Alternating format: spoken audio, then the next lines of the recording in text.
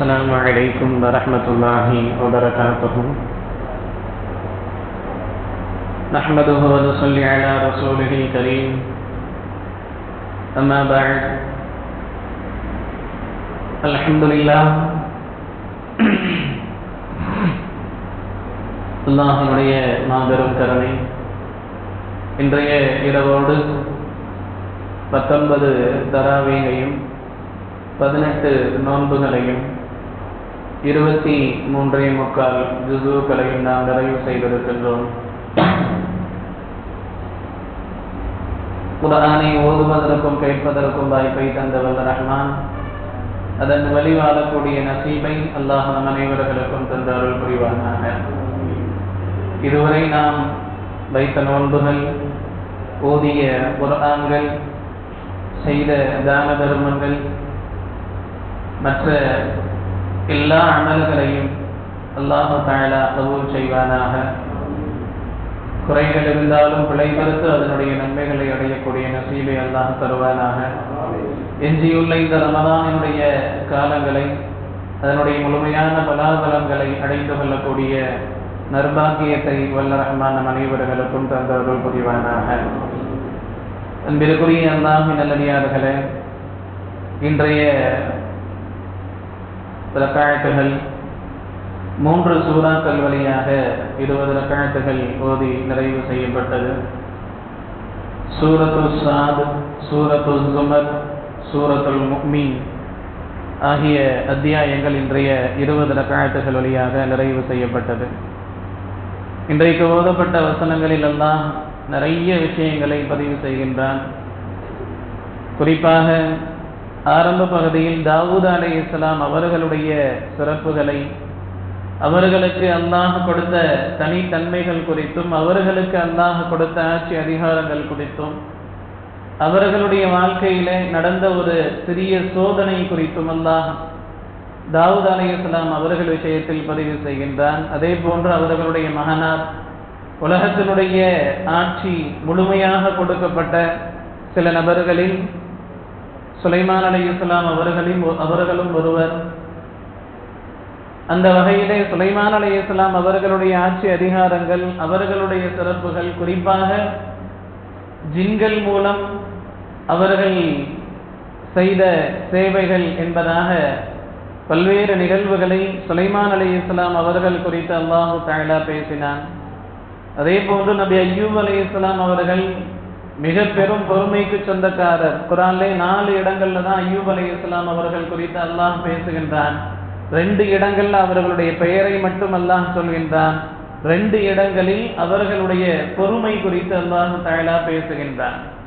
பொதுவாக மற்ற நபிமார்களுடைய பெயர்கள் எல்லாம் அல்லாஹ் பயன்படுத்துவது அந்த கூட்டத்தினுடைய வரலாறுகளை சொல்வதற்காக, கூட்டத்தினுடைய நிகழ்வுகளை சொல்வதற்காக அல்லாஹ் பயன்படுத்துவார். ஆனால் நபி அய்யூப் அலைஹிஸ்ஸலாம் அவர்களுடைய பெயர் பயன்படுத்தப்பட்ட அந்த இடங்கள் அவர்கள் சார்ந்து அவர்களுக்கு என்ன சோதனைகள் கொடுக்கப்பட்டது, அவர்களுக்கு என்ன நிஅமத்துகள் கொடுக்கப்பட்டது, அவர்கள் எந்த வகையில் சிறப்பு வாய்ந்தவர்களாக இருக்கின்றார்கள் என்பது குறித்து அல்லாஹ் தஆலா பேசியிருப்பார்.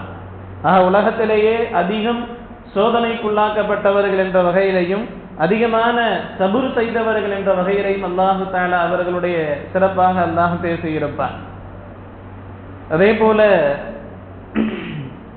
மூசா அலைஹிஸ்ஸலாம் அவர்களுக்கும் ஃபிரௌனுக்கும் இடையில் நடந்த அந்த நிகழ்வுகள் குறித்தும் அல்லாஹ் தஆலா இன்றைய வரலாறுகளில் பேசியிருந்தான். அதே போல் ஆதம் அலைஹிஸ்ஸலாம் அவர்கள் படைக்கப்பட்டு அவர்களுக்கு சஜிதா செய்ய வேண்டும் என்று சொன்னதும், அல்லாஹ் கட்டளையிட்டதும், ஷைத்தான் அதை நான் மறுக்கின்றேன் என்பதாக அகந்தை கொண்டு அவன் மறுத்ததும், அல்லாஹினுடைய சாபத்திற்கு ஆளானதும் அந்த வரலாறுகள் குறித்து அல்லாஹ் பேசுகின்றான். அதே போல முந்தைய கூட்டங்கள், முந்தைய நபிமார்கள் அவர்களுடைய கூட்டங்கள் என்ன மாறு செய்தார்கள், எப்படி அழிக்கப்பட்டார்கள் என்ற அந்த நிகழ்வுகள் குறித்து அல்லாஹ் பேசுகின்றான். இறுதி பகுதியிலே மறுமையினுடைய நிகழ்வுகள் குறித்து அல்லாஹ் பேசுகின்றான். கியாமத்தினுடைய நிகழ்வுகள் எப்படியெல்லாம் இருக்கும், மறுமையினுடைய அந்த காட்சிகள் எப்படியெல்லாம் இருக்கும் என்ற அந்த எச்சரிக்கையும் சொல்லி அல்லாஹ் தஆலா இன்றைய பகுதியை நிறைவு செய்கின்றான். ஆக இது அல்லாமல் நிறைய விஷயங்கள் இன்றைய ஆயாத்துகளில் பேசப்பட்டது. நாம் இன்றைக்கு சிந்தனைக்கு நாம் எடுத்துக்கொள்வது, நாம் ரமதானினுடைய இரண்டாவது பத்தை நாளையோடு நாம் நிறைவு செய்ய இருக்கின்றோம். ஆக மூன்றாவது பத்தை நாம் நெருங்கிவிட்டதின் காரணமாக மூன்றாவது பத்தினுடைய ஒரு மிக முக்கியமான ஒரு அமல் குறித்தான ஒரு சிந்தனை இன்றைய தராவீகளை நாம் எடுத்துக்கொள்கின்றோம். அன்பிற்குரிய அல்லாஹ்வின் நல்லடியார்களே, நமக்கெல்லாம் தெரியும் ரமதானை 3 பத்தாக பிரிக்கப்பட்டுள்ளது. முதல் 10 ரஹ்மத்தினுடைய 10. அந்த நாட்களில் அதிகமாக நாம் அல்லாஹ்வினுடைய ரஹ்மத்தை கேட்டு பெற வேண்டும். இரண்டாவது 10 மக்ஃபிரத் மன்னிப்பினுடைய 10. அந்த 10 நாட்களில் அதிகம் அல்லாஹ்விடத்திலே நாம் மன்னிப்பை கேட்டு பெற்றுக் கொள்ள வேண்டும். மூன்றாவது இத்கு மினன்னார், நரகத்தினுடைய விடுதலையினுடைய 10. அந்த நாட்களில் அதிகம் அல்லாஹ்விடத்திலே நாம் நரக விடுதலையிலிருந்து நாம் பாதுகாப்பு தேட வேண்டும். பொதுவாக இது விஷயத்தில் நாம் செய்கின்ற துஆக்களை மற்ற காலங்களில் நாம் செய்தாலும் அல்லாஹ் அங்கீகரிப்பான் என்று இருந்தாலும் கூட இந்த காலகட்டங்களில் இந்த விஷயங்களுக்கு எப்படி ஒரு ஹாஸ்பிட்டலுக்கு போய் நாம மருத்துவம் பார்க்கறதை விட நம்மளுடைய இடத்துக்கே வந்து நம்மளுடைய பகுதியிலேயே வந்து ஒரு மெடிக்கல் கேம்ப் போட்டா அதுல என்ன ஒரு சுவாரஸ்யம் இருக்குமோ அது போன்ற ஒரு வாய்ப்பு தான் இது. எல்லா காலங்கள்லையும் ஒரு பொருளை போய் வாங்கிக்க முடியும், ஆஃபர்ல ஒரு பொருளை வாங்கிக்க முடியும்னு சொன்னா ஒரு கூடுதல் சலுகை தானே. அதே போலதான் இந்த ரமதான்ல எல்லா காலத்திலையும் ரஹ்மத்தை நாம் அல்லாஹ்விடத்துல கேட்கலாம், எல்லா காலத்திலையும் மன்னிப்பை நாம் அல்லாஹ்விடத்துல கேட்கலாம், எல்லா காலத்திலையும் நரகத்தினுடைய விடுதலையை கேட்கலாம். இந்த காலகட்டத்தில் இந்த நாட்களுக்குள் நாம் கேட்கும் பொழுது அல்லாஹ்விடத்திலே அது மிக அதிக அங்கீகாரத்திற்குள்ளாக வருகின்றது என்பதை பெருமக்கள் நமக்கு பதிவு செய்கின்றார்கள். அன்பிற்குரிய அல்லாஹ் நல்லடியார்களே, மக்ஃபிரத்தினுடைய மன்னிப்பினுடைய 10 நாட்களில் நாளை ஒரு நாள் தான் பாக்கி இருக்கின்றது. நாளை மறுநாள் செவ்வாய்க்கிழமை மக்ரிபு தொழுகை நேரத்தில் மூன்றாவது 10 இன்ஷா அல்லாஹ் தொடங்கிவிடும். எனவே இருக்கின்ற 2 இரவுகள் 2 பகல்கள் இருக்கு இல்லையா, இந்த நாட்களில் நாம் கண்டிப்பாக அல்லாஹ்விடத்திலே அதிகம் நாம் மன்னிப்பை நாம் கேட்கக்கூடியவர்களாக இருக்க வேண்டும். சரி, மூன்றாவது 10க்குள்ள போறோம். மூன்றாவது 10ல நாம் அதிகமாக அல்லாஹ்விடத்துல துஆ செய்ய வேண்டியது இத்கு மினன்னார், நரகத்திலிருந்து நாம் விடுதலை அல்லாஹ்விடத்திலே கேட்க வேண்டும்.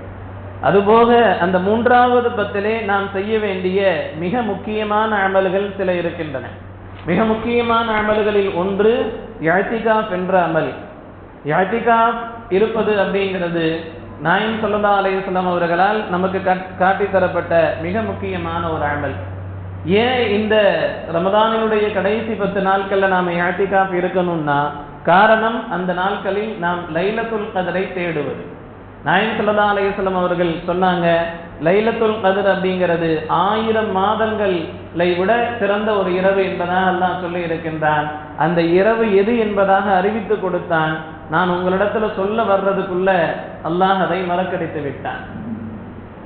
அப்போ நாயகம் ஸல்லல்லாஹு அலைஹி வஸல்லம் அவர்கள் சொன்னாங்க, அந்த லைலத்துல் கத்ருடைய இரவு என்பது ரமதானினுடைய கடைசி 10லே நீங்கள் தேடிக்கொள்ளுங்கள் என்பதாக சொன்னார்கள். மறுபடியும் சொன்னார்கள், அந்த நாட்களிலே ஒற்றைப்படையான இரவுகளிலே தேடுங்கள் என்பதாக சொன்னார்கள். ஏன் ஹஸ்ரத், அதுதான் 27ஆம் கிழமைன்னு சொல்லி நம்ம ஒன்று வச்சிருக்கிறோமே, 27ஆம் கிழமை அதனாலதான புது ஆடைகள் நாம உடுத்தி விசேஷமான ஒரு நிலையோடு நாம வர்றோம் அப்படின்னா 27 என்பது இல்லை என்பதாக சொல்லவில்லை. பெரும்பான்மையான உலமாக்களினுடைய அறிவிப்பின்படி, பெரும்பான்மையான பெரியார்கள் ஃபுகஹாக்களினுடைய ஹதீஸ்களை வல்லுநர்களினுடைய ஆய்வின்படி அதிகபட்ச வாய்ப்பாக அந்த 27இல் லைலத்துல் கத்ர் இருக்கலாம் என்பதாக அறிவிக்கின்றார்களே தவிர அதில் மட்டும்தான் இருக்கின்றது, அதில் மட்டும்தான் வரும் என்பதாக தீர்க்கமாக எந்த ஒரு அறிவிப்பும் இல்லை. அதிகபட்சமாக என்று சொன்ன அந்த வார்த்தையின் காரணமாக சரி, அப்ப 10ஓடு 11 விட்டுறக்கூடாது, அதிகபட்சம் என்று சொன்னதுனால அந்த நாட்களை நாம் குறிப்பிட்டு நாம் அமல் செய்கின்றோம். இல்லைன்னா எந்த நாளையும் நம்ம எடுத்துக்க மாட்டோம். இப்ப அதே நேரத்துல மற்ற ஒற்றைப்படையான இரவுகளில் 21, 23, 25, 29ல நாம தேடணுமான்னு கேட்டா கண்டிப்பாக தேடணும். எந்த உலமாக்களும் இந்த நாட்கள்ல நீங்க தேடாதீங்கன்னு சொல்ல மாட்டாங்க. அவசியம் நாம் தேடக்கூடியவர்களாக இருக்கணும். 27க்கு நாம் எப்படி முக்கியத்துவம் கொடுக்கிறோமோ, அந்த நாட்களை அடைந்து கொள்வதற்காக நாம் எப்படி தேடுகின்றோமோ, அதே போன்று மற்ற ஒற்றைப்படையான நாட்களிலையும் நாம் அதை முக்கியத்துவம் கொடுத்து தேடக்கூடியவர்களாக இருக்க வேண்டும். அந்த நாட்களை தேடுறதுல மிகப்பெரிய ஒரு பாக்கியம் என்னன்னா, ஒருவேளை நாம் கிடைத்து அதை பெற்றுக்கொண்டோம் என்றால் கண்டிப்பாக அதை விட நம்மளுடைய வாழ்க்கையில பெரிய ஒரு விஷயம் அப்படின்றது எதுவுமே கிடையாது. இன்றைக்கு இருக்கக்கூடிய இந்த அவசர உலகத்துல ஒரு மனிதன் 86 வருஷம் வரைக்கும் வாழ்வான் அப்படின்றதுக்கு ஏதாவது கேரண்டி இருக்கா? கண்டிப்பா இல்லை. இன்னைக்கு பெரிய வயதுடையவர்கள் மரணமாகிறது அப்படிங்கிறது பெரிய விஷயம். சிறு வயது மரணங்கள் எல்லாம் இன்னைக்கு நிறைய உண்டாகிக்கிட்டே இருக்குது. அப்போ நாயகம் இந்த உம்மத்திற்கு சொன்ன வயது 60க்கும் 70க்கும் இடைப்பட்ட வயது தான். சில உலமாக்கள் சில உஸ்தாத்மார்கள் சொல்லுவாங்க, உங்களுடைய வயசு என்னன்னு கேட்டா லாபத்துல போயிட்டு இருக்குன்னு சொல்லுவாங்க. காரணம் 70 தாண்டிடுச்சு அப்படின்றதுனால அந்த வார்த்தையை பயன்படுத்துவாங்க. அப்போ இவ்வளவு குறுகிய ஒரு கட்டமைப்புல வாழ்ந்துட்டு இருக்கிற நாம அந்த லைலத்துல் கத்ர அடைஞ்சிட்டோம்னு சொன்னா, ஒரே ஒரு லைலத்துல் கத்ர அடைஞ்சிட்டோம்னு சொன்னா சுமார் 86 வருடங்கள், 1000 மாதங்கள் கணக்கு பண்ணும்போது அது வரும். 86 வருடங்கள் நாம் நின்று அமல் செய்த அந்த சிறப்பிற்குரிய அந்த நாளை நாம பெற்றுக்கிறதுக்கான வாய்ப்பு இருக்கு இல்லையா? அப்போ இந்த இஅ்திகாஃப் இருக்கக்கூடிய மனிதர்கள் கடைசி பத்துல இஅ்திகாஃப் இருக்கிறாங்கன்னா அவர்கள் எல்லா இரவுலையும் அமல் செஞ்சுக்கிட்டே இருப்பாங்க. இஅ்திகாஃப் இருக்கிறவங்களுக்கு அமல் செய்யறது தான் வேலை, அதை தவிர வேற வேலை இல்லை. அப்போ அவங்களுக்கு ஏதோ ஒரு இரவுல கிடைச்சிடுமா இல்லையா? அப்போ இஅ்திகாஃபினுடைய நோக்கமே லைலத்துல் கத்ரை பெறுவதுதான். இன்னைக்கு நாம என்ன நினைச்சுக்கிட்டோம், ஊருக்குள்ள யாராவது ஒரு 2 பேரை அல்லது ஒருத்தரை நேர்ந்தூட்ட மாதிரி இருப்பாங்க, அவங்கள பிடிச்சி உட்கார வச்சுட்டா நம்ம கடமை முடிஞ்சிருச்சுன்னு நினைச்சுட்டு இருக்கோம். அப்படி அல்ல. ஒவ்வொருத்தருக்குமான தேவை அது அந்த லைலத்துல் கத்ரை அடைவது என்பது. அந்த லைலத்துல் கத்ரை நாம அடையணும்னு நாம நினைச்சோம்னு சொன்னா கண்டிப்பாக ஏதோ ஒரு இரவுகளில் கட்டாயம் அந்த இரவுகளில் நாம் அடைந்து கொள்வதற்கான வாய்ப்பு நாம் இஅ்திகாஃப் இருப்பவர்களுக்கு, குறிப்பாக 10 நாட்கள் இஅ்திகாஃப் இருப்பவர்களுக்கு கிடைத்துவிடும் இன்ஷா அல்லாஹ். அப்போ இஅ்திகாஃப் இருக்கிறது அப்படிங்கிறது இந்த கடைசி 10 மிக முக்கியமான அமல். அதே நேரத்தில் இஅ்திகாஃப் அப்படிங்கிறது ஒரு பள்ளியினுடைய அசல் வேலையே அங்கு தொழுவதும் இஅ்திகாஃப் இருப்பதும் தான், நல்ல அமல்கள் செய்யறதும் தான். அப்ப மற்ற எல்லா வேலைகளுக்கும் நாம பயன்படுத்துறோம், இஅ்திகாஃப் இருக்கக்கூடிய விஷயத்துல நாம கவனக்குறைவானவர்களாக நாம இருக்கிறோம். இப்ராஹிம் அலைஹிஸ்ஸலாம் அவர்களுக்கு பள்ளி கட்டின உடனே அல்லாஹு தஆலா என்ன உத்தரவிட்டான் தெரியுமா? வத்தஹீர் பைத்திய, என்னுடைய வீட்டை நீங்கள் பரிசுத்தப்படுத்துங்கள், லித்வாயிபீன வல் ஆகிபீன வர்ருக்இஸ் சுஜூத், தவாப் செய்வது கொண்டும் நீங்கள் இஅ்திகாஃப் இருப்பது கொண்டும் தொழுவது கொண்டும் ருக்கு சுஜூத் செய்து தொழுவது கொண்டும் நீங்கள் என்னுடைய பள்ளியை நீங்கள் பரிசுத்தப்படுத்துங்கள் என்பதாக அல்லாஹ் சொன்னார். அன்பிற்குரிய அல்லாஹ்வின் நல்லடியார்களே, இஅ்திகாஃப் அப்படிங்கிறது இந்த ரமதானினுடைய கடைசி 10 மிக முக்கியமான அமல். நாயகம் ஸல்லல்லாஹு அலைஹி வஸல்லம் அவர்கள் குறித்து இந்த கடைசி 10 நாள்ல நாயகம் எப்படி இருப்பாங்கன்னு கேட்டாங்க. அன்னை ஆயிஷா ரலியல்லாஹு சொன்னாங்க, 3 விஷயங்கள் சொன்னாங்க. ரமதானுடைய கடைசி 10 மட்டும் வந்துருச்சுன்னா நாயகம் ஸல்லல்லாஹு அலைஹி வஸல்லம் அவர்கள் தங்களுடைய வேட்டியை அவர்கள் இறுக்க கட்டி கொள்வார்கள். அப்படின்னா என்ன? அந்த அளவுக்கு தீவிரமாக அவர்கள் அமல் செய்ய ஆரம்பிப்பார்கள், தீவிரம் காட்டுவார்கள் அப்படின்றதுக்கான அடையாளம். அதுக்குதான் இருக்க கட்டி கொள்வார்கள் என்பதாக சொல்றாங்க. 2வது, அன்றைய நாட்களினுடைய இரவுகளில் அதிகமாக அமல் செய்வார்கள். எல்லா நாட்களிலேயும் நாயகம் ஸல்லல்லாஹு அலைஹி வஸல்லம் அவர்கள் அமல் செய்வாங்க தான், ஆனால் முக்கியத்துவம் தந்து அமல் செய்கின்ற ஒரு நாட்களாக இந்த நாட்களை பயன்படுத்துவாங்க. 3வது சொன்னாங்க, குடும்பத்தார்களை எழுப்பி விடுவார்கள். நாயகம் ஸல்லல்லாஹு அலைஹி வஸல்லம் அவர்கள் எல்லா நாட்களையும் தஹஜ்ஜுத்லையும் இரவுலையும் நீங்க எந்திரிச்சு தொழுங்கன்னு சொல்ல மாட்டாங்க. சத்தம் இல்லாம அமைதியான முறையில கடந்து போவாங்க, தொழுவாங்க. அதனாலதான் அந்த பராத்தினுடைய அந்த ஹதீஸுகள்ல பார்க்கும்போது கூட நான் திடீர்னு முடிச்ச நாயகத்தை காணான்னு சொல்லுவாங்க இல்லையா? இப்ப நைட்டு தொழுகிறாங்க, நைட்டு அமல் செய்யறாங்கன்னா மனைவி மக்களை எழுப்பி விட்டு நீங்க தொழுதுதான் ஆகணும்லாம் சொல்ல மாட்டாங்க. அவங்க பாட்டில் அவங்க தொழுதுட்டு இருப்பாங்க, யாருக்கும் எந்த டிஸ்டர்பன்ஸும் இல்லாம. ஆனால் இந்த ரமதானுடைய கடைசி 10 நாட்கள் வந்துச்சுன்னு சொன்னா தன்னுடைய குடும்பத்தார்களையும் எழுப்பி விடுவாங்க, எந்திரிங்க, தொழுங்க, குர்ஆன் ஓதுங்க, அமல் செய்யுங்கள் என்பதாக. காரணம் என்ன? இந்த கடைசி 10 நாட்களை அவர்கள் அந்த அளவுக்கு தீவிரப்படுத்தியதின் காரணமாகத்தான். இந்த நாட்கள்ல நாயகம் ஸல்லல்லாஹு அலைஹி வஸல்லம் அவர்கள் இவ்வளவு தீவிரமாக நடந்து கொள்வார்கள். அது மட்டுமல்லாமல் நபி ஸல்லல்லாஹு அலைஹி வஸல்லம் அவர்கள் மதீனாவிற்கு வாழ்ந்த 10 வருடங்களுமே இஅ்திகாஃப் இருந்திருக்கிறாங்க. அதிலும் நாயகம் ஸல்லல்லாஹு அலைஹி வஸல்லம் அவர்கள் வஃபாத்தான கடைசி வருடத்துல கடைசி 2 பத்துக்களும் இஅ்திகாஃப் 20 நாட்கள் இஅ்திகாஃப் இருந்திருக்கிறாங்க. ஃபர்ஸ்ட் 10 நாள் இஅ்திகாஃப் இருந்தாங்க. நடுப்பத்துல சொன்னாங்க, இன்னும் 10 நாட்கள் நான் இஅ்திகாஃப் இருக்கின்றேன், நீங்களும் இஅ்திகாஃப் இருங்கள். நான் முதல் 10 லைலத்துல் கத்ர் தேடினேன், கிடைக்கல, கடைசி 10 தான் இருக்குது, நீங்க தேடுங்கள் என்பதாக ஆர்வப்படுத்தினாங்க. இப்போ மரணிக்கக்கூடிய அந்த ஆண்டுல 20 நாட்கள் நாயகம் ஸல்லல்லாஹு அலைஹி வஸல்லம் அவர்கள் இஅ்திகாஃப் இருந்திருக்கிறாங்க. அது மட்டுமல்ல, நாம இஅ்திகாஃப் இருக்கிறதுனால எவ்வளவு பெரிய பாக்கியங்கள், நன்மைகள் நமக்கு கிடைக்குது தெரியுமா? ஒருத்தர் அல்லாஹினுடைய அரிஷ் மட்டும் இருக்கும், அதனுடைய நிழல் மட்டும் இருக்கும். நாளை மறுமையில மஹ்ஷர்ல கேள்வி கணக்கினுடைய நேரத்துல எந்த ஒரு நிழல் அப்படின்றதே இல்ல.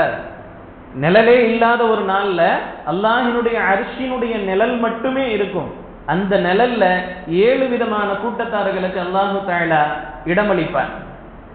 பனைமர உயரத்துல சூரியன் இருக்கும் என்பதாக சொல்லப்படுது. வேர்வையிலேயே மக்கள் மூழ்கி கொண்டிருப்பார்கள் என்பதாக சொல்லப்படுது. உஷ்ணம் அவ்வளவு கடுமையானதாக இருக்கும் என்பதாக சொல்லப்படுது.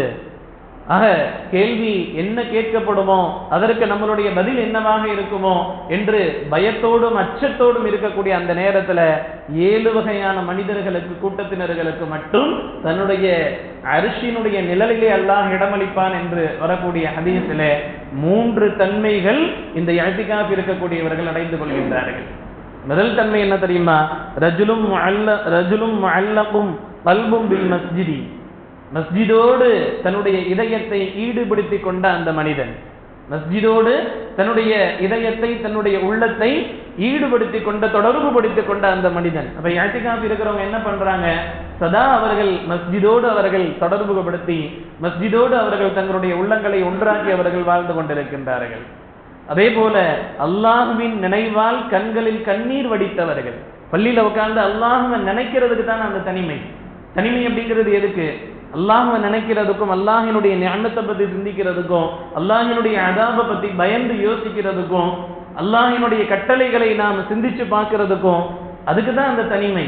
அப்போ தனிமையில் கண்ணீர் வடித்தவர்கள் அல்லாஹ்வை நினைத்து என்பதாக அவர்களுக்கு அந்த அரிசியினுடைய நிழல்ல இடம் கிடைக்கும். அதே போல அல்லாஹிற்காக 2 மனிதர்கள் கூடுகின்றார்கள், அல்லாஹிற்காக 2 மனிதர்கள் பிரிகின்றார்கள். இப்ப இஅ்திகாஃப் இருக்கிறவங்க என்ன நோக்கத்துல வர்றாங்க? ஊர்ல நம்மளை மாலை போட்டு எல்லாரும் ஊர்வலமா கூட்டு போய் நமக்கு மரியாதை செய்வாங்க அப்படின்னா இல்ல. நாம போய் நல்லா அமல் செய்யணும், நாம அல்லாஹிற்காகன்ற அந்த நோக்கத்துல வர்றாங்க. அல்லாஹிற்காகன்னு கூடக்கூடிய அந்த இடம், 2 பேர் 3 பேர் இஅ்திகாஃப் இருக்கிறாங்கன்னா அவர்களுடைய கூடல் எதற்காக? அல்லாஹ் என்ற ஒரே ஒரு காரணத்திற்காக. அப்ப இந்த காரணத்திற்காக மட்டும் அவர்கள் இஅ்திகாஃப் இருக்கக்கூடிய நேரத்துல கண்டிப்பாக அவர்களை அல்லாஹ் அர்ஷினுடைய நிழலில் இடம்பெற செய்கின்றான். அப்ப 7 நபர்கள்ல 3 தன்மைகள் இந்த இஅ்திகாஃப் இருக்கக்கூடியவர்களுக்கு கிடைக்குதா இல்லை? அது எவ்வளவு பெரிய பாக்கியம்! அது மட்டுமல்ல, இஅ்திகாஃப் இருக்கக்கூடியவர்களுக்கு என்ன நன்மை கிடைக்குதுன்னு சொன்னா, 2 ஹஜ்ஜுகள் 2 உம்ராக்கள் செய்த நன்மையை அல்லாஹ் தஆலா அந்த இஅ்திகாஃப் இருக்கக்கூடியவர்களுக்கு அல்லாஹ் தருகின்றான். அதே போன்று இஅ்திகாஃப் இருக்கக்கூடியவர்களுக்கு அல்லாஹ் தஆலா அவர்களுக்கும் நரகத்துக்கும் இடையில 3 அகழிகளை அல்லாஹ் ஏற்படுத்துகின்றான். ஒரு அகழி என்பது வானத்திற்கும் பூமிக்கும் இடைப்பட்ட தூரம் என்பதாக சொல்லப்படுகின்றது. ஒரு அகழி என்பது வானத்திற்கும் பூமிக்கும் இடைப்பட்ட தூரம் என்பதாக சொல்லப்படுகின்றது.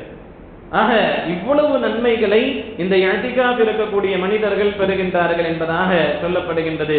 எனவே இஅ்திகாஃப் இருப்பதற்கு நாம் எல்லோரும் முயற்சி செய்ய வேண்டும். அதே நேரத்தில் இந்த இஅ்திகாஃப் இருக்கக்கூடியவர்கள் சில ஒழுக்கங்களை பேணணும். நாம வர்றது அப்படிங்கிறது அல்லாஹிற்காக வருகின்றோம், அமல் செய்வதற்காக வருகின்றோம், தனிமையை எதிர்பார்த்து வருகின்றோம். இந்த தனிமைக்காக நாம் ஒதுங்குற இடத்துல நாம ஜாலியை எதிர்பார்க்கலாமா? தனிமைக்காக ஒதுங்குற இடத்துல நாம உலக ரீதியான காரியங்களை நாம எதிர்பார்க்கலாமா? கண்டிப்பாக கூட. அப்ப இந்த நேரங்கள்ல நாம கண்டிப்பாக இந்த இஅ்திகாஃபினுடைய அமல்களை நாம் பேணி செய்யக்கூடியவர்களாக இருக்கணும். தனிமையில் இருக்கும் பொழுது அல்லாஹ்வை மட்டும்தான் நாம நினைக்கக்கூடியவர்களாக இருக்கணும். அல்லாஹ்வை மட்டும்தான் நாம அல்லாஹ்வோடு நம்மளுடைய உரையாடல் இருக்கணுமே தவிர மனிதர்களோடு யதார்த்த உரையாடல்கள் கண்டிப்பாக இருக்கக்கூடாது. அப்போ இஅ்திகாஃப் இருக்கணும்னு சொன்னாலே நாம நம்மளுடைய வேலைகள் எல்லாத்தையும் ஒரு பக்கமா ஒதுக்கி வச்சுட்டு நாம முழுக்க அல்லாஹிற்காக சரணடைந்திடணும். இங்க நம்ம வேலைகளை பார்த்துக்கலாம், கடையினுடைய வேலையை பார்த்துக்கலாம், வீட்டினுடைய தேவைகளை பார்த்துக்கலாம்.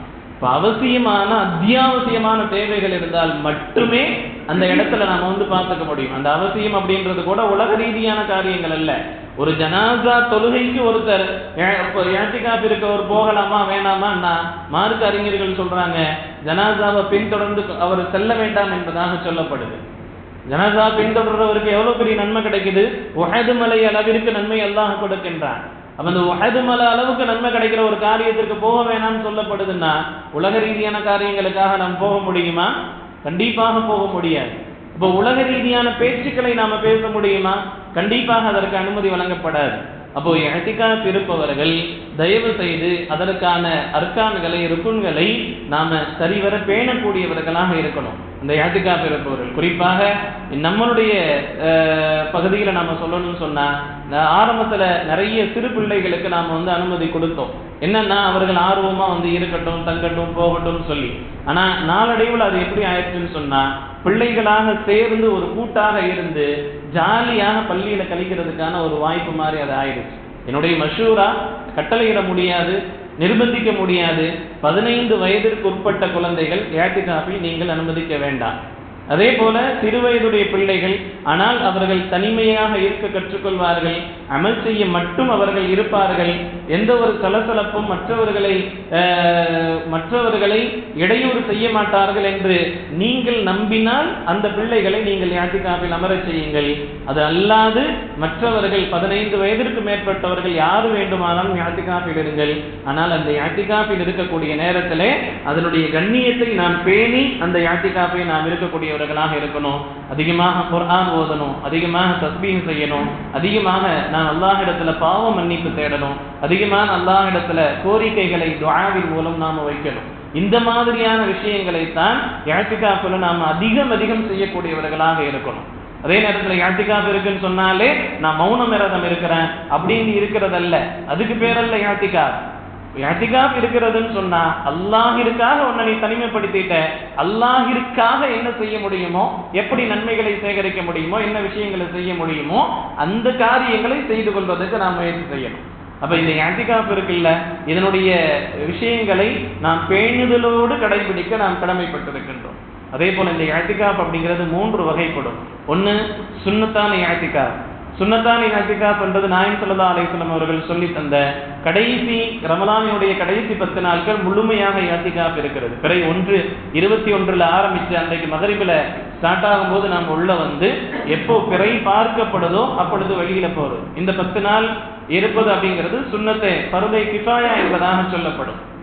ஃபர்தே கிஃபாயா, அமலுக்கு பேரு சுன்னத்து, அதை இருக்கிறதுன்றது ஒட்டுமொத்த ஊரினுடைய கடமை. ஃபர்லே கிஃபாயாவை பொறுத்த வரைக்கும் எல்லாரும் மேலேயும் கடமையாக இருக்கும். யாராவது ஒருத்தர் அந்த விஷயத்தை செஞ்சுட்டாருன்னு சொன்னா எல்லாருடைய கடமையும் நீங்கிடும். இப்ப எல்லாரும் மேலேயும் கடமையா இருக்கு, யாருமே அதை செய்யலைன்னா எல்லாரும் பாவியாயிரும். அதுதான் விஷயம். அப்போ ஃபர்லே கிஃபாயாவை பொறுத்த வரைக்கும் அதுதான். அப்போ அந்த சுன்னத்தான இஅ்திகாஃப் அப்படிங்கிறது ஊர்ல யாராவது ஒருத்தர் கட்டாயம் இருக்க வேண்டும் முழுமையாக. அதே போல நஃபிலான இஅ்திகாஃப் அப்படிங்கிறது 1 நாள் இருப்பது, 2 நாள் இருப்பது, 8 நாள் இருப்பது, 9 நாள் இருப்பது, அல்லது கொஞ்ச நேரங்கள் 10 நிமிடங்கள், 5 நிமிடங்கள், அல்லது 2 வக்துகள், 3 வக்துகள் தொழுகையினுடைய நேரங்கள், அல்லது ஒரு இரவு, இது போன்று இஅ்திகாஃபினுடைய நியத்துல உள்ள வந்து அந்த இஅ்திகாஃபினுடைய நியத்துல நாம பயணிப்பது, பள்ளியில இருப்பது, இதற்கு நஃபிலான இஅ்திகாஃப் என்பதாக சொல்லப்படும். 3வது வாஜிபான இஅ்திகாஃப். வாஜிபான இஅ்திகாஃபை பொறுத்தவரை எனக்கு இந்த காரியம் நிறைவேறிவிட்டால் நான் வந்து ஒரு இஅ்திகாஃப் இருக்கிறேன், 3 இஅ்திகாஃப் இருக்கிறேன் அப்படின்னு நான் நியத்து வைக்கிறேன், அந்த காரியம் எனக்கு நிறைவேறிடுச்சு, நான் வந்து 3 நாள் இஅ்திகாஃப் இருப்பது, அது எந்த நாட்கள்ல வேண்டுமானாலும். அதே போல எனக்கு இந்த காரியம் நிறைவேறதுக்காக நான் வந்து நேர்ச்சை செய்கிறேன் அப்படின்னு சொன்னா இஅ்திகாஃப் இருப்பது, இது வாஜிபான இஅ்திகாஃப். ஆக இஅ்திகாஃப் அப்படிங்கிறது இந்த 3 வகையில இருக்கு. எந்த வகையில இருந்தாலும் நம்மை நாம் தனிமைப்படுத்தி அது அல்லாஹ்விற்காக மட்டுமே அந்த இஅ்திகாஃப் இருக்கணும் என்பதை நாம் கவனத்தோடு இருக்க வேண்டும். ஆக அன்பிற்குரிய அல்லாஹ்வின் நல்லடியார்களே, கடைசி 10னுடைய மிக முக்கியமான அமல்களில் ஒன்று இஅ்திகாஃப் இருப்பது. அதில் எல்லோரும் ஆர்வம் காட்ட வேண்டும். அதே நேரத்தில் அதனுடைய நன்மைகள் மிகப்பெரியதாக நமக்கு அல்லாஹ் தரக்கூடியவனாக இருக்கின்றான். குறிப்பாக இஅ்திகாஃபினுடைய நோக்கமே லைலத்துல் கத்ரை அடைவதுதான். வல்ல ரஹ்மான் அந்த லைலத்துல் கத்ரை அடையக்கூடிய நசீபையும், இந்த ரமதானை அதனுடைய முழுமையான பலாபலன்களோடு அடைந்து கொள்ளக்கூடிய நசீபையும் நம் அனைவர்களுக்கும் தந்த அருள் புரிவானாக. வாஹிரு தஅவானா அல்ஹம்துலில்லாஹி ரப்பில் ஆலமீன். அஸ்ஸலாமு அலைக்கும் வரஹ்மத்துல்லாஹி வபரகாத்துஹு.